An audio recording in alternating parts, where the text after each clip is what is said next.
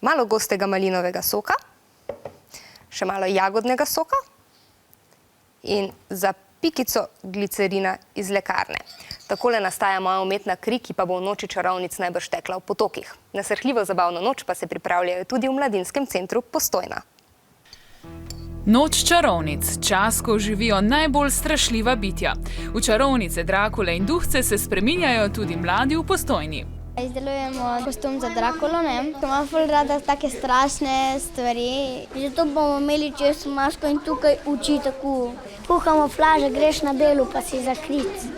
Izdelovanje mas za Halloween oziroma po naše večer vseh svetih je danes predvsem zabava za otroke. Se imamo fajn, se našemo in tak stvari.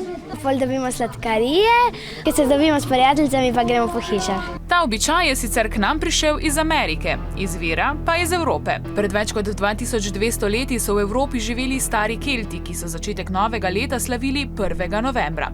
Verjeli so, da je to magičen čas, ko duhovi mrtvih hodijo po zemlji in da bi se pred njimi zaščitili, so se skrivali za maskami in zganjali hrup. Nekateri so izdolbli buče in v njih prižgali svečo, da bi tako pregnali duhove. In prav izdelovanje strašljivih buč najbolj navdušuje tudi mlade pri nas. Ker nekaj delaš, mislim, da se zamotiš, pa všeč mi je. Prvo sem jo narisal, pol jo bom odrezal, pol bom dal žličko ven, vse notri, kaj je.